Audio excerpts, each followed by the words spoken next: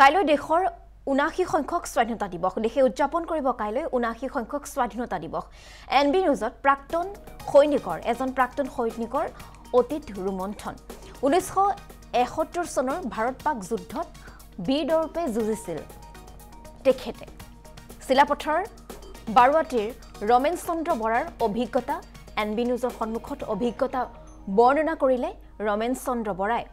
৮২ৰ কাৰ্গিল যুদ্ধতো অংশগ্ৰহণ কৰিছিল বৰাই অতীত সোঁৱৰি নষ্টালজিক হৈ পৰিছে প্ৰাক্তন বীৰ জোৱানগৰাকী এই সন্দৰ্ভত চিলাপথাৰৰ পৰা কল্যাণ গগৈৰ এক প্ৰতিবেদন আগবঢ়াইছো দেশৰ স্বাধীনতা দিৱস উদযাপন কৰিবলৈ এক প্ৰকাৰ সাজু হৈছে মাজত মাত্ৰ এটা দিন বাকী সমগ্ৰ দেশৰ জনসাধাৰণে যিদৰে ১৫ আগষ্টত দেশৰ স্বাধীনতা দিৱস পালন কৰিব ঠিক তেনেদৰে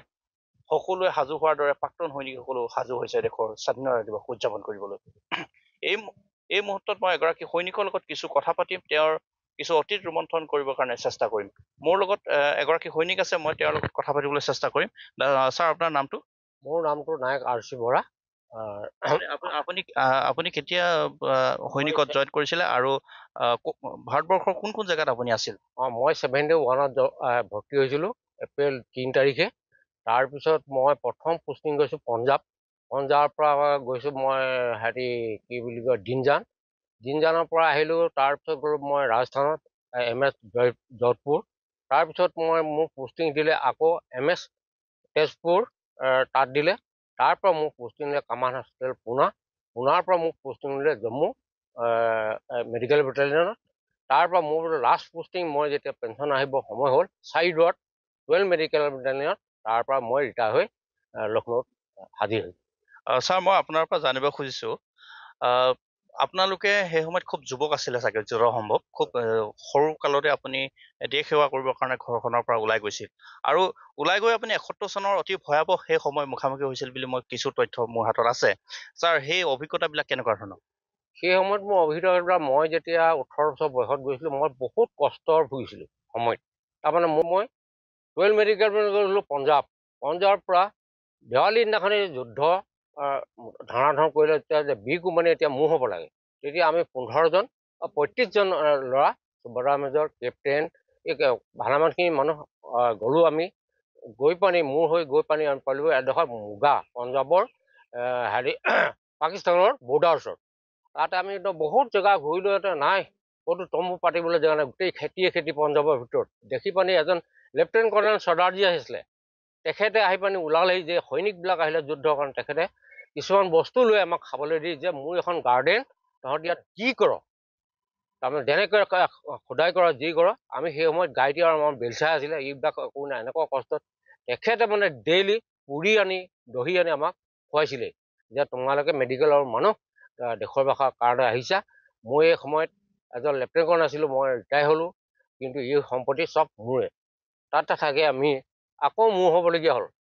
মোৰ হৈ গৈ বেছি দূৰ নগ'লে 10 কিলোমিটাৰ আঁতৰত গ'লোঁ তাতে আমাৰ আছিলে PSC বেটেলিয়ন চিগনেল কোম্পানী তাৰপিছত অনেষ্ট ডিপাৰ্টমেণ্ট ছাপ্লাই ডিপু এইভাগে থাকি তাৰ আগত 20 কিলোমিটাৰ আগত আছিলে গোৰ্খা ৰেজিমেণ্ট সেই গোৰ্খা ৰেজিমেণ্টৰ ৰাজ্যটোৰ ভিতৰতে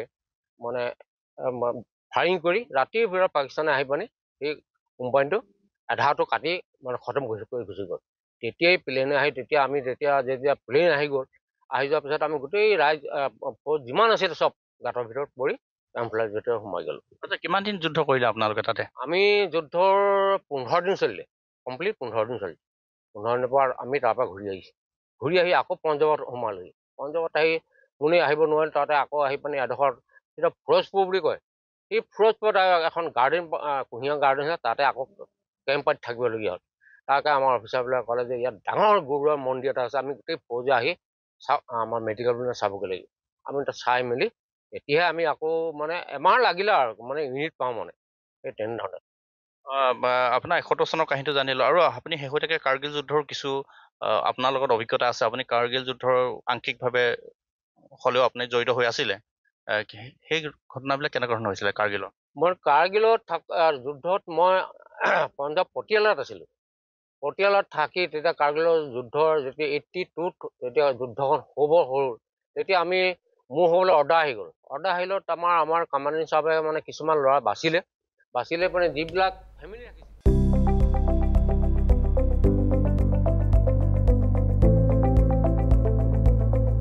NB নিউজ,